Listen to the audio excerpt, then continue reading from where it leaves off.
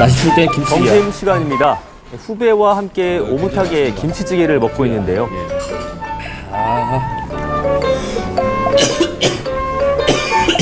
아 뭐야, 너 간 걸렸어? 독감이랍니다. 아유. 야, 지금 같이 먹으면 안 되지. 감기 환자와 음식을 함께 먹으면 정말 감기에 걸릴까요? 자, 우선 감기에 대한 오해와 진실을 알아보기 위해 설문조사를 해봤습니다. 시민들에게 3개의 질문을 던져봤는데요. 숟가락으로 먹으면 침이나 그런 것도 섞이니까. 음식도 침 때문에 옮기지 않을까. 같이 침이 섞이니까. 입안에 있는 감기 기운이 다른 사람의 입에 들어가기 때문에 온도가 떨어지고 그렇게 되면서 면역력도 떨어지고 붓기가 있으니까 추워서 감기 걸릴 것 같아요. 그냥 머리만 젖은 상태니까 감기에 별 이상이 없을 것 같아요. 100여 명의 시민들 중 상당수가 음식과 키스를 통해 감기가 옮는다라고 답을 했고요. 절반은 체온이 떨어지면 감기에 걸린다고 생각을 하고 있었습니다. 살면서 평생 300번 이상 걸린다고 하는 인류의 질환 감기. 과연 진실은 뭘까요? 자, 이게 얘기를 들어보면 이 키스나 음식을 통한 감기 감염은 그렇다면 감기 바이러스가 침 속에 있느냐 살아남느냐 이게 관건인 것 같은데 어떻습니까? 결론부터 말씀드리자면 감기 바이러스는 사람의 침 속에서 살아남기가 어렵습니다. 생물도 미생물도 아닌 이 감기 바이러스의 특성 때문인데요. 실제로 감기 환자의 침에선 바이러스가 거의 검출되지 않았다라는 연구 결과가 있을 정도입니다. 네, 저렇게 연구 결과가 있고요. 또 영국 카디프 대학의 한 교수는요. 키스를 하다가 심한 기침을 하거나 콧물이 침에 섞이지 않는 이상 키스로 감기가 옮지는 않는다라고 말을 했을 정도입니다. 그러면 체온이 떨어지면 감기에 걸린다. 이 속설은 어떤가요?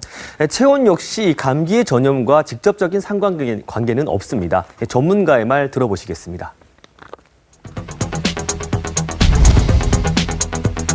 체온이 낮아졌을 때는 저희가 이제 아무래도 면역 체계 변화가 일어나면서 그런 바이러스 감염에 대한 위험성이 조금 올라갈 수는 있지만 그렇게 나갔다고 해서 바로 감기가 걸리느냐 그 관계는 아닙니다. 자, 그렇다면 이번에는 이 손을 통해서 감염이 되느냐 이것도 궁금한데요. 감기 바이러스가 묻은 손으로 코나 눈을 비볐을 때 감기 전염이 될 수 있다. 그런 겁니다. 아, 눈을 통해서도 감염이 된다고요? 네, 그렇습니다. 감기가 전염되는 과정을 한번 보시면은요. 이 몸 안에 들어온 바이러스가 이 코나 폐에 있는 세포에 붙어서 그 세포벽을 뚫고 들어가서 활성화됐을 때 우리가 감기에 걸렸다라고 표현을 하거든요. 네. 그런데 눈하고 코는 연결이 돼 있잖아요. 그렇죠. 결국 눈을 통해서 바이러스가 들어오더라도 코를 통해서 전염이 된다라고 보시면 될 것 같습니다. 그런데 더 심각한 건 사실 호흡을 통한 감염입니다. 혹시 감기구름이라는 말 들어보신 적 있습니까? 아니요, 처음 들어보는 것 같은데. 감기가 전염이 되는 과정을 물리학적으로 규명한 MIT 대학교의 한 교수가 내놓은 연구 결과인데요. 이 재채기를 하는 장면을 사진 촬영을 해놓은 겁니다. 어우, 침이 엄청 많이 네, 저 초록색 선이 바로 침 방울들이고요. 그리고 저 빨간색 수증기로 보이는 저 빨간색이 바로 이 감기구름이라고 보시면 됩니다. 미세한 침 방울로 구성된 감기구름이라고 보시면 되는데요. 이 재채기를 하는 순간 우리 입 주변에는 난류가 형성이 됩니다. 난류가 생기는 동시에 저런 침방울 구름이 형성이 되는데요. 침방울 구름 속에는 폐 속에서 넘어온 점액, 즉 감기 바이러스가 섞여 있습니다. 감기 구름이라고 부르는 이유인데요. 이 감기 구름은 최대 10분까지 공기 중에 떠다닌다고 합니다. 그러니까 사무실 한가운데서 누군가 재채기를 하면 감기 바이러스 덩어리가 10분간 떠다니는 거죠.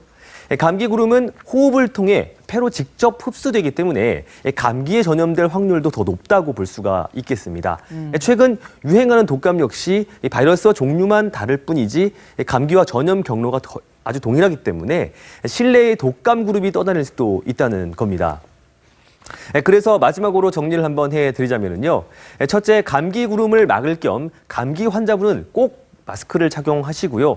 둘째, 눈을 통해서도 감기에 걸릴 수 있기 때문에 수시로 손을 씻으셔야 되겠습니다.